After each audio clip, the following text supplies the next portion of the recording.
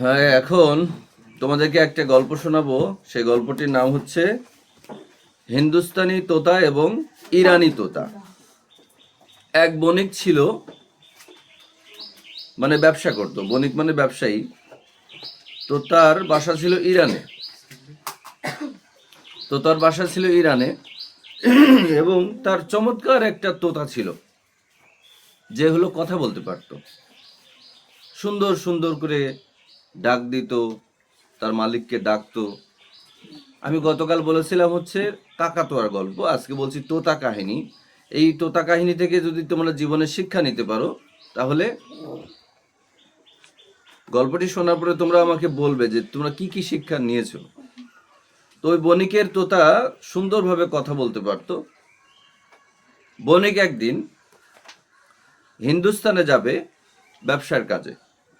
তো সে তার দাসীদেরকে ডাকলো, সে তার স্ত্রীদেরকে ডাকলো, ডেকে জিজ্ঞেস করলো কার কি লাগবে। সবাই উত্তর দিল, আমার এই লাগবে, সেই লাগবে, এটা লাগবে, সেটা লাগবে। কিন্তু তোতাকে এবার লাস্টে তোতার কাছে গিয়ে বলল, প্রিয়তমা তোতা, তোমার কি লাগবে। তোতাকে খুবই ভালোবাসতেন ওই ব্যবসায়ী, ইরানি ব্যবসায়ী। তখন তোতা বলল, আমার কিছুই লাগবে না, আপনি শুধু ফেরার সময় হিন্দুস্তানে কোনো তোতার সঙ্গে দেখা হলে বলবেন যে আমি খাঁচায় বন্দি আছি এবং আমি ভালো নেই। তো বণিক চলে গেল হিন্দুস্তানে, গিয়ে তার সমস্ত কাজ করলো। তারপরে সমস্ত কাজ শেষ করার পরে সে যখন বাসায় ফিরছে, সবার জন্য সবকিছু কিনেছে, সে যখন বাসায় ফিরছে তখন তার মনে পড়েছে, আহা, আমার তোতার জন্য তো কিছু নেওয়া হয় নাই, তোতার শর্ত মানা হয় নাই। তোতার শর্ত দিয়েছিল কি, হিন্দুস্তানে কোনো তোতা দেখলে তাদেরকে বলতে, তারা যেন আমি বিপদে আছি এবং আমি খাঁচায় বন্দি আছি, এই দুটো তথ্য যেন তারা শোনে। এখন বণিক বণিক মানে বণিকদের চেনো? বণিক হচ্ছে অনেক বড় ব্যবসায়ী তারা। বণিক সারা হিন্দুস্তান খুঁজতেছে কোথায় তোতা পাওয়া যায়, কোথায় তোতা পাওয়া যায়। একটা জায়গায় হঠাৎ করে দেখলো যে কিছু তোতা বসে আছে।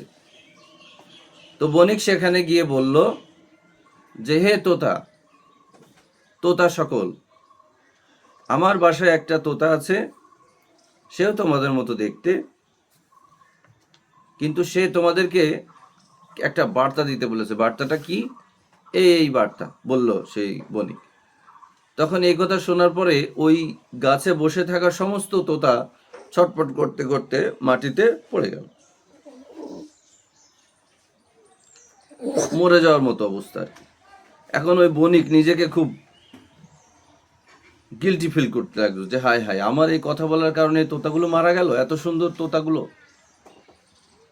তখন সে মন খারাপ করে বাড়িতে গেল। বাড়িতে গিয়ে সবাইকে সবার জিনিসপত্র বুঝে দিল এবং সব শেষে তোতাকে গিয়ে বলল, তোতা, তুমি আমাকে যা বলেছিলে আমি তা বলেছি ওদেরকে। বলার সাথে সাথে ওরা ঝটপট করতে করতে মারা গেল।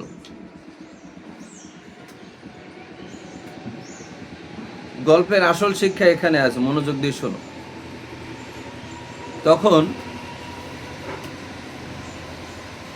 এই কথা যখন বণিক তার নিজের তোতার সাথে সাথে শেয়ার করছে, তখন তার নিজের যে তোতা, সেও ছটফট করতে করতে খাঁচার ভিতরে মারা গেল।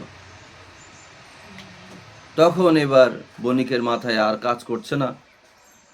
বণিক তখন খাঁচার দরজা খুলল এবং ওই নিজের তোতাকে বুকের সঙ্গে লাগিয়ে সে কি কান্না কাটে, মাটিতে রেখে রেখে দিয়ে ভাবতে লাগলো যে একে কোথায় দাফন দেয়া যায়। এমন সময় ওই সেই তোতা উড়ে চলে গেল, দূরে দূরে একটা গাছে গিয়ে বসলো। তখন রাজা অবাক হয়ে, বণিক অবাক হয়ে বলল, তোতা, তুমি আমার সঙ্গে মশকরা করলে, এটা কি হলো? তখন তোতা বলল,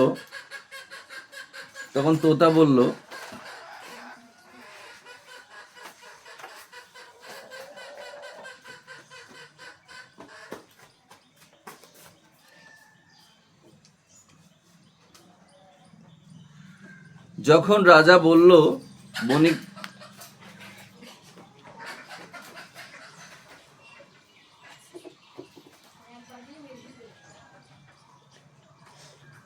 যখন বণিক তোতাকে জিজ্ঞেস করছে যে তোতা এটা কি হলো, তুমি আমার সাথে এটা কি করলে, তখন তোতা যে উত্তরগুলো দিয়েছিল সেগুলো হচ্ছে তোমাদের জন্য শিক্ষা। রাজা কি বলেছে সেটা তোমাদের জন্য শিক্ষা নয়, তোতা যে কথাগুলো বলেছে সেগুলো হচ্ছে তোমাদের জন্য শিক্ষা।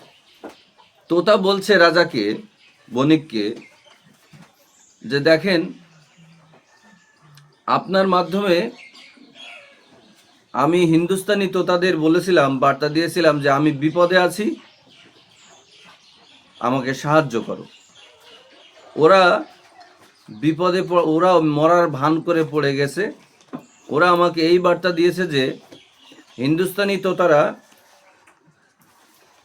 ইরানের ওই তোতাকে মেসেজ দিয়েছে ওই অভিনয়ের মাধ্যমে যে তোতা, এটা একটা চিঠির মতো, তোতা তুমি যে সুন্দর করে কথা বলতে পারো এটা হচ্ছে তোমার সবচেয়ে বড় গুণ, আর এই গুণের কারণেই তোমাকে খাঁচায় বন্দি করা হয়েছে। মানুষের মধ্যেও তাই, যারা সুন্দর করে সৎভাবে চলতে চায়, সৎভাবে চলে, তাদেরকে কিন্তু আক্রমণের শিকার হতে হয়।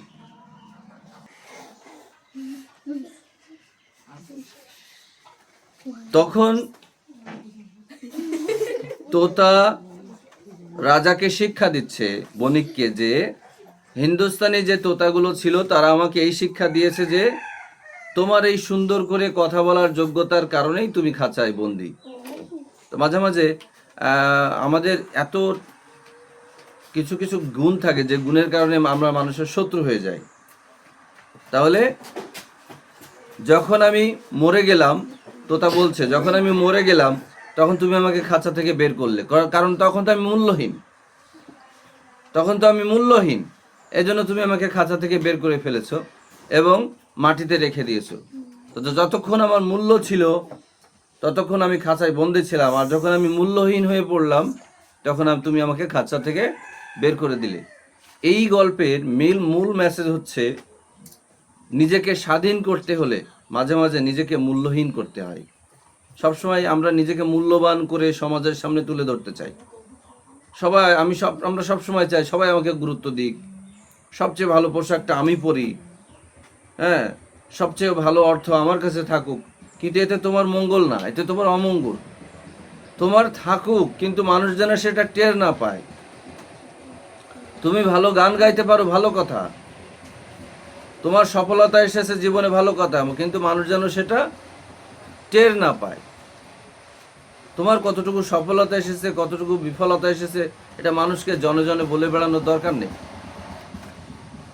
তাহলে গল্পের মূল বার্তা হচ্ছে যে জীবনে সুন্দরভাবে শত্রুমুক্ত বেঁচে থাকতে গেলে নিজেকে যত অসহায় হিসেবে মানুষের সামনে তুলে ধরা যায় ততই ভালো। আর আরেকটি কথা, যে নিজেকে মূল্যবান করতে হলে মাঝে মাঝে নিজেকে মৃতভাবে দেখাতে হবে, অর্থাৎ মাঝে মাঝে নিজেকে মূল্যহীন করতে হবে, অর্থাৎ মূল্যবান হতে গেলে মূল্যহীন হতে হবে।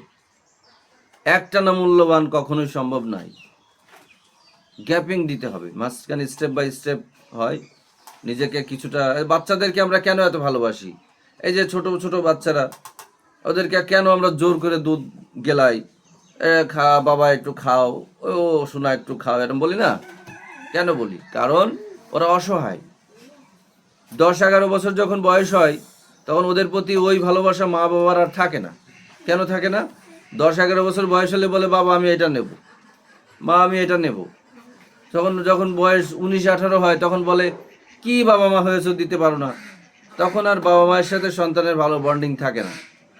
আর একটা সময় বন্ডিং হয় সন্তানের সঙ্গে বাবা মায়ের, দুইটার সময় ভালো বন্ডিং হয়। একটা হচ্ছে বাবা অথবা সন্তান যে কোনো এক পক্ষ অসহায় হয় তখন তাদের সাথে ভালো বন্ডিং হয়। কিন্তু দুই পক্ষই যখন শক্তিশালী তখন কখনোই দেখবা যে বাবা মা এবং সন্তানের মধ্যে ভালো বন্ডিং নাই, যে কোনো এক পক্ষ দুর্বল হবে। আবার ওই বাবা মা যখন বৃদ্ধ হবে আর ছেলে থাকে কানাডায়, প্রচুর টাকা আয় করে, তখন ছেলেকে বলবে বাবা তুমি না মোয়া খেতে ভালোবাসতে, এই না মোয়া খাও বাবা। কেন খাবা না, একটু খেয়ে দেখো।